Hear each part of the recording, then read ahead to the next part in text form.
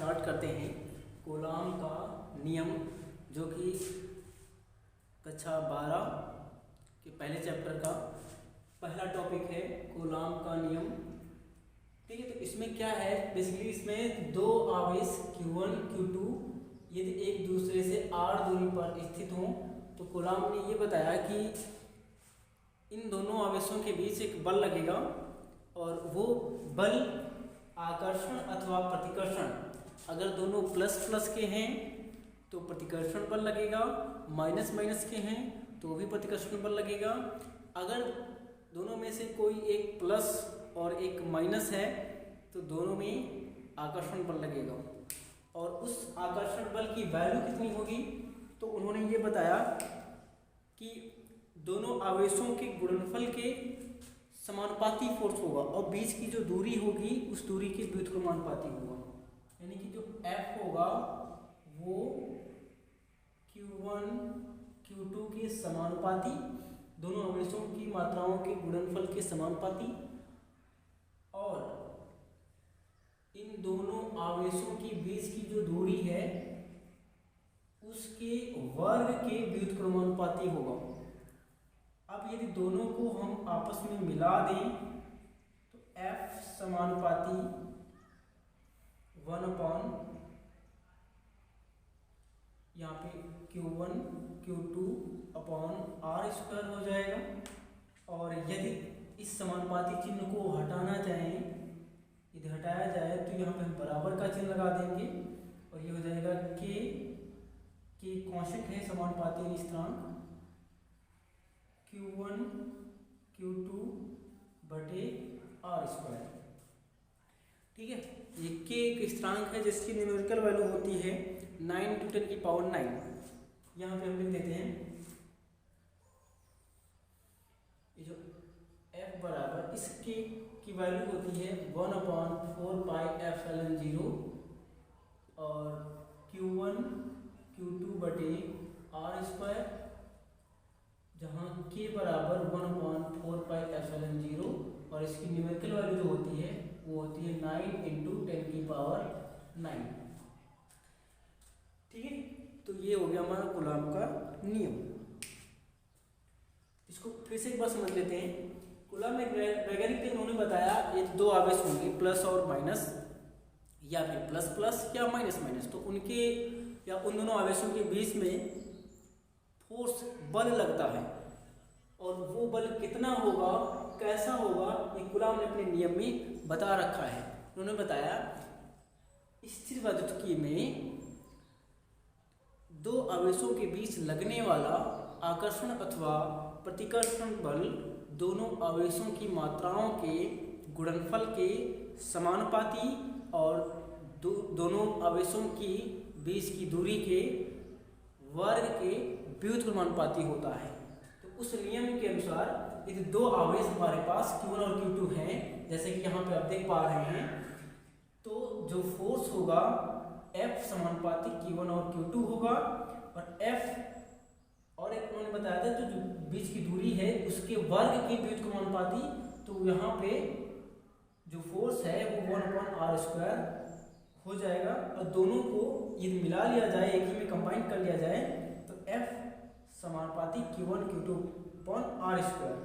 अब इस समानुपाती चिन्ह को हटाने के लिए एक कांस्टेंट लिया जाएगा जिसकी वैल्यू होगी, कांस्टेंट पहले k रखेंगे तो यहाँ पे समानुपाती की जगह पे बराबर का चिन्ह आ जाएगा और F बराबर k Q1 Q2/r² हो जाएगा। और k जिसकी वैल्यू होती है 1/4πε0 ये भी रख सकते हैं, और k की न्यूमेरिकल वैल्यू देखी जाए या 1/4πε0 की न्यूमेरिकल वैल्यू 9 × 10⁹। ठीक है, अगर इसकी मात्रक की बात की जाए, मात्रक, तो मात्रक होता है बल का न्यूटन। तो अब हम निकालेंगे ε0 की विमा। ठीक है, तो विमा कैसे निकालते हैं, तो सबसे पहले जो हमारे पास F बराबर 1/4πε0 × Q1 Q2/r² ये फार्मूला था।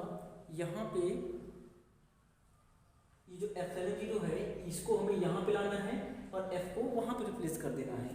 तो ये हो जाएगा एप्सिलॉन जीरो बराबर 1/4 पाई, यहाँ पे बल आ जाएगा F into Q1 Q2 upon R square. अब हमें क्या करना है, ये चीज़ जो है 1/4 पाई ये कांस्टेंट है, इसकी विमा नहीं होती है। तो विमा किसकी होती है, ये Q1 Q2 ये आवेश है, इसकी विमा होगी। बल है, बल की विमा होती है। आर एक दूरी है, ये भी एक इसकी भी विमा होती है। एप्सिलॉन जीरो की फिलहाल हमें निकालनी है, तो हमें क्या करना होगा, इन सब की मूल राशि, इन सबको मूल राशियों में तोड़ के विमाएं रख करके एप्सिलॉन जीरो की विमा निकाल लेनी है। ठीक है, तो एप्सिलॉन जीरो की विमा बराबर, ये पे ऐसे लिखते हैं, एप्सिलॉन जीरो बराबर, ये कांस्टेंट है तो इसको हटा देंगे। क्यू को हम लिख सकते हैं धारा गुणे समय, और इसको इस Q2 को भी लिख सकते हैं, Q1 को लिख सकते हैं धारा गुणे समय, इस वाले Q2 को भी लिख सकते हैं धारा गुणे समय बटे जो बल है,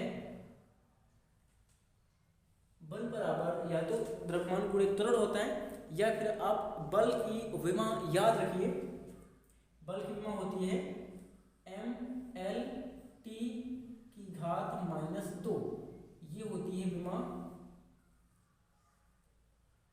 बल की।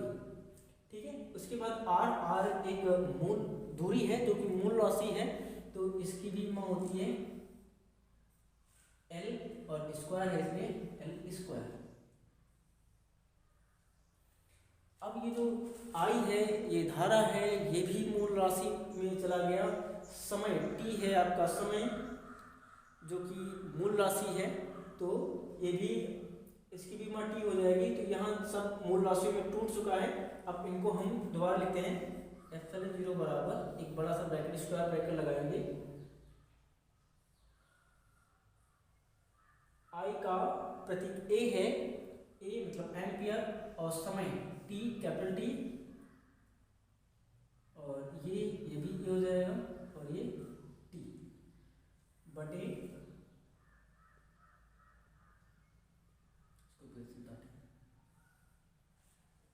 नीचे mL, इधर L और L स्क्वायर, L की घात 3 हो जाएगा और T की घात -2 स्क्वायर ब्रैकेट क्लोज। अब इसको अगर हम एक तरफ लिखेंगे तो m ऊपर जाएगा, m की घात हो जाएगी -1, और L ऊपर जाएगा तो L की घात हो जाएगी -3, और T ऊपर पहले ही T आपके पास 2 लिखे हुए हैं, तो ये T स्क्वायर हो जाएगा, और T ये नीचे से जब ऊपर जाएगा इसकी घात +2 हो जाएगी, मतलब टोटल घात हो जाएगी 4। ये आपके पास इसकी 2 हो जाएंगी, ये जाएगा ऊपर नीचे से ऊपर, तो इसकी भी +2 हो जाएगी, दोनों की घातें जुड़ जाएंगी, तो T की घात +4 हो जाएगी, और एक का गुणा होगा तो A की घात हो जाएगी 2, और ये एप्सिलॉन जीरो की विमा होती है। ठीक है, तो ये आपका हो गया।